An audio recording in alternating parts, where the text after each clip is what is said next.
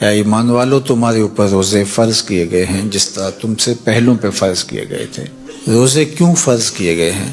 لعلکم تتقون، تم متقی بن جاؤ، پرہیزگار بن جاؤ۔ تو ہمارا رب ہمیں متقی دیکھنا چاہتا ہے۔ حضرت سیدنا علی المرتضی رضی اللہ تعالی عنہ نے تقوی کی خوبصورت تعریف ارشاد فرمائی ہے، ہی الخوف من الجلیل، یہ اس عالی مرتبت ذات باری کے خوف کا نام ہے، اللہ سے ڈرنے کا نام ہے تقوی۔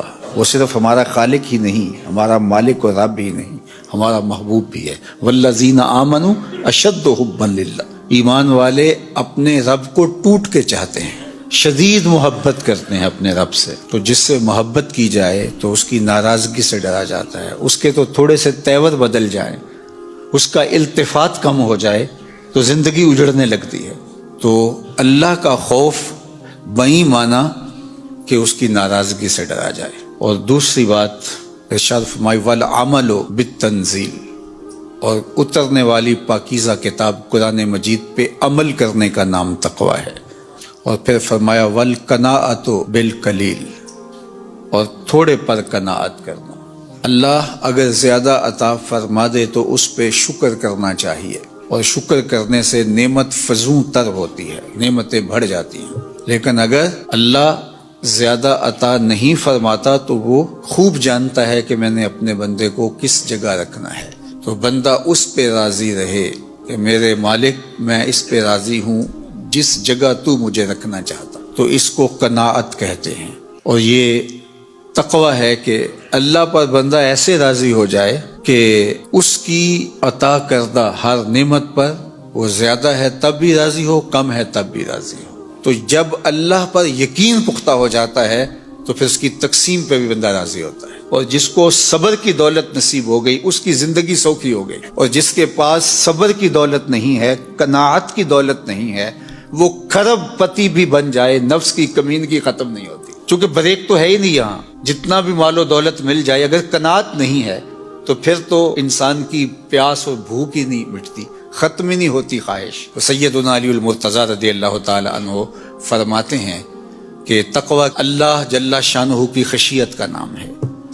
تقوی قرآن مجید پر عمل کی توفیق کا مل جانا ہے، تقوی اللہ کے دیے پر راضی ہو جانا ہے۔ چوتھی چیز جو تقوی کا جز آپ نے بیان فرمایا، والاستعداد لیوم الرحیل، جو رحلت کا وقت ہے، دنیا سے جانے کا وقت ہے، اس کے لیے تیاری، یہ تقوی ہے۔ اگر ہمیں یہ چار چیزیں نصیب ہو گئیں تو سمجھو اللہ نے تقوی کا نور نصیب فرما دیا۔ اور یہ میرا اور آپ کا مقصود ہے، ہمیں جن نیکیوں کی ترغیب دی گئی ہے ان میں سے سب سے بڑی نیکی ہے کہ ہم تقوی اختیار کریں، اور ہمارا رب چاہتا ہے کہ ہم متقی بن جائیں۔ تقوی کی ایک اور تعریف بھی کی گئی ہے، اور وہ بہت خوبصورت تعریف ہے کہ تمہارا رب تمہیں جہاں دیکھنا چاہتا ہے تم وہاں پائے جاؤ، اور تمہارا رب جہاں تمہیں نہیں دیکھنا چاہتا تم وہاں نہ پائے جاؤ، تقوی اسے کہتے ہیں۔ تمہارا رب تمہیں مسجد میں دیکھنا چاہتا ہے 5 وقت، تمہارا رب تمہیں خیر کے کاموں میں دیکھنا چاہتا ہے، تمہارا رب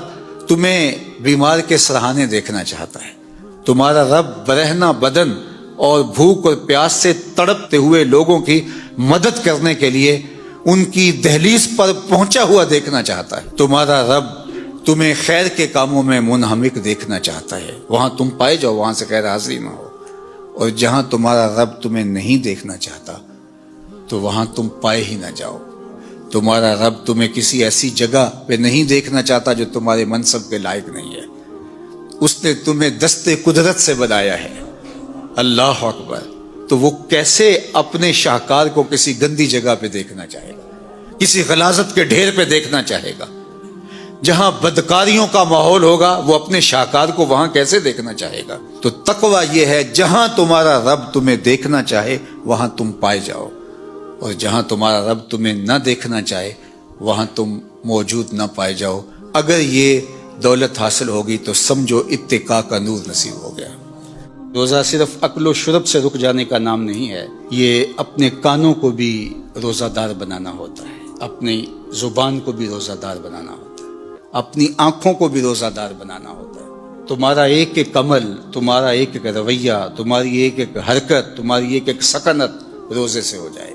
تو یہ پورا جسم سر سے لے کر پاؤں تک جب روزہ دار ہوگا تو پھر وہی روزہ ہے جس کے بارے میں فرمایا گیا ان اللہ و ملائکتہ یصلون علی المتسحرین. سنو سنو، اگر روزہ ہو تو پھر اس کا جمال کیا ہے، اس کا پروٹوکول کیا ہے. فرمایا اللہ روزہ رکھنے کے لیے جو سحری کرنے بیٹھتے ہیں ان پہ رحمتوں کا نزول فرماتا ہے کہ یہ بندہ اب روزہ رکھنے لگا ہے، اب اس کی آنکھ نہیں بھٹکے گی، اب اس کا خیال نہیں بہکے گا، اب اس کی سوچوں میں آوارگی نہیں آئے گی، اب اس کی زبان جھوٹ نہیں بول سکتی، یہ غیبت نہیں کر سکتی، یہ کسی کا برا نہیں سوچ سکتا. اس کے اٹھنے والے قدم خیر کی طرف ہی جائیں گے اور اس کے اٹھنے والے ہاتھ ظلم جبر اور جور سے باز رہیں گے. اب یہ اپنے آپ کو روزے کے حصار میں لے کے آ رہا ہے اور تقوی کے نور سے مالا مال ہو رہا ہے، تو اللہ خود بھی اور فرشتوں کو بھی حکم دیتا ہے میرا بندہ سحری کرنے بیٹھا ہے، تم اس کے اوپر رحمت نچاور کرو. کیا لمحے ہوتے ہیں جب اللہ رحمت بندوں کے اوپر نچاور کر رہا ہوتا. لیکن جس نے روزہ صرف بھوک اور پیاس کا ہی رکھا، روزے کی مقصدیت کو ہی نہ سمجھا، تو اللہ کے محبوب کا فرمان سن لیجئے. ایک تو یہ ہے ان اللہ و ملائکتہ یصلون علی المتسحرین، اور دوسرا فرمایا من لم یدع قول الزور والعمل بہ فلیس للہ حاجۃ فی ان یدع طعامہ و شرابہ. جس نے جھوٹ اور برے کام نہیں چھوڑے اس کے بھوکا اور پیاسا رہنے کی اللہ کو کوئی ضرورت نہیں ہے. وہ بھوک کاٹے پیاس کاٹے، اللہ کو اس کی کوئی ضرورت نہیں ہے، چونکہ یہ خوراک بچاؤ مہم تو ہے ہی نہیں. وہ تو مومن کے رزق میں اضافہ کر دیتا ہے. وہ چاہتا ہے کہ تم پھر روزے سے ہو. اللہ اکبر. فرمایا روزہ دار جب کسی سے بات کرے اور وہ آگے سے الجھنا چاہے تو فرمایا روزہ دار آگے سے ایک ہی جملہ بولے انی صائمٌ، میں روزہ رکھا ہوا ہے. تو جب میں روزہ رکھا ہوا ہے تو تم لڑنا چاہتے بھی ہو تو میں نہیں لڑ سکتا. اللہ اکبر. یہ ذات کی لڑائی ہے، یعنی اپنی ذات کے لیے میں نہیں لڑ سکتا. اور اللہ کے لیے اگر تلوار اٹھانے کی بات تو پھر بدر والوں کو دیکھ لو، حالت روزہ کے اندر بھی اللہ کے دین کے پرچم کو کیسے اونچا کرتے ہیں. تو تقویٰ کیا ہے؟ تقویٰ اپنے آپ کو ان گناہوں سے بچانا ہے جو اللہ جل شانہ کی ناراضگی کا سبب و ذریعہ ہوتے ہیں. سورہ طلاق میں ارشاد فرمایا وَمَن يَتَّقِ اللَّهَ يَجْعَل لَّهُ مِنْ أَمْرِهِ يُسْرًا. جو تقویٰ اختیار کرتا ہے پھر اللہ جل شانہ اس کے کام آسان فرما دیتا، زندگی سوکھی ہو جاتی ہے. اس سے ڈرنے والا پھر کسی اور سے نہیں ڈرتا، اس کی فرما برداری کرنے والا آسودگی میں زندگی بسر کرتا ہے. پھر ارشاد فرمایا یا ایھا الذین آمنوا ان تتقوا اللہ، اے ایمان والو اگر تم اللہ سے ڈرنے لگ جاؤ گے، تقوی اختیار کرنے لگ جاؤ گے تو پھر کیا ہوگا؟ یجعل لکم فرقانا، وہ تمہیں فرقان عطا کر. فرقان کیا ہے؟